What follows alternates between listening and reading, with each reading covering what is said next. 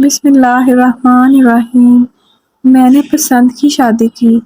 ایک بار دیکھنے کے بعد وہ مجھے پسند آ گیا تھا۔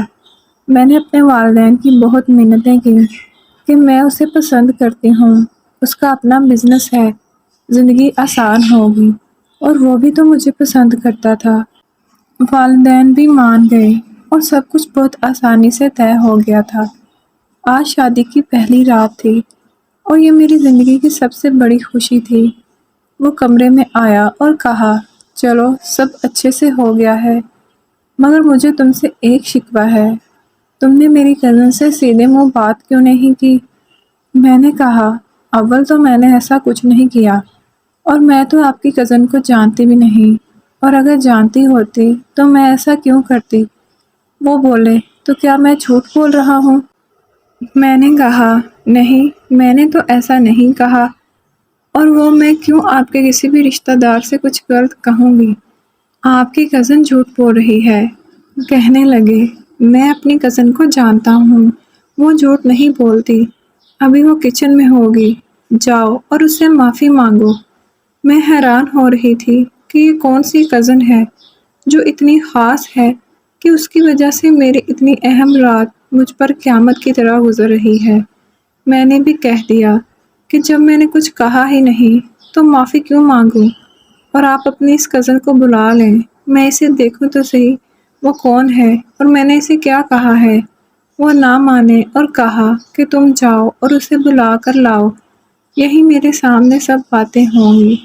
میں کچن میں گئی اور اسے ڈھونڈنے لگی، کیونکہ شکل سے تو اسے نہیں پہچانتی تھی اور نہ کبھی ملاقات ہوئی تھی۔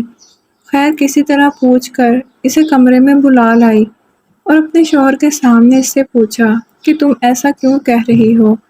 میں تو تمہیں جانتی تک نہیں اور نہ کبھی ہماری ملاقات ہوئی ہے۔ تو وہ کہنے لگی، جھوٹ مت بولو، ہم کئی بار مل چکے ہیں۔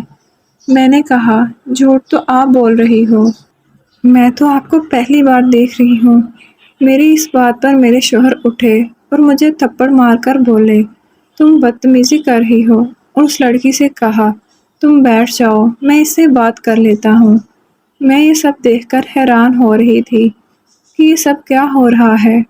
میرے دل میں نہ جانے کیا بات آئی اور میں نے کہہ دیا کہ آپ مجھے طلاق دے دو، میں آپ کے ساتھ زندگی کیسے گزار سکتی ہوں؟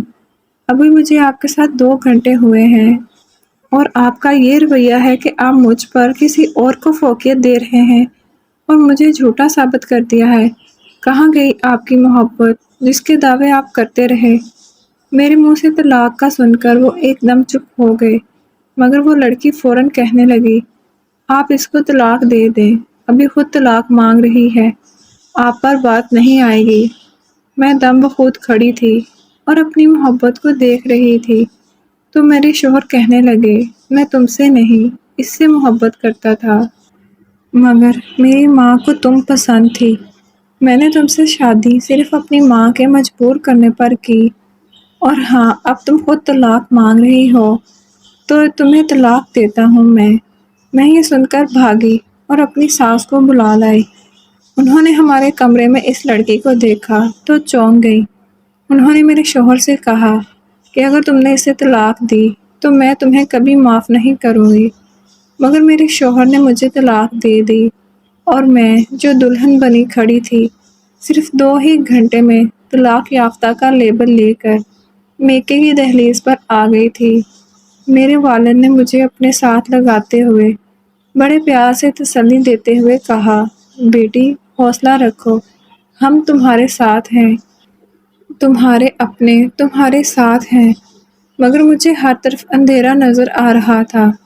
اس کہانی کو آپ سے شیئر کرنے کا مقصد صرف یہ ہے کہ محبت وہ ہی نہیں ہوتی جو کسی انجان کے داموں میں نظر آ رہی ہوتی ہے، مجبوری بھی ہو سکتی ہے جو آپ کی زندگی کو داؤ پر لگا سکتی ہے۔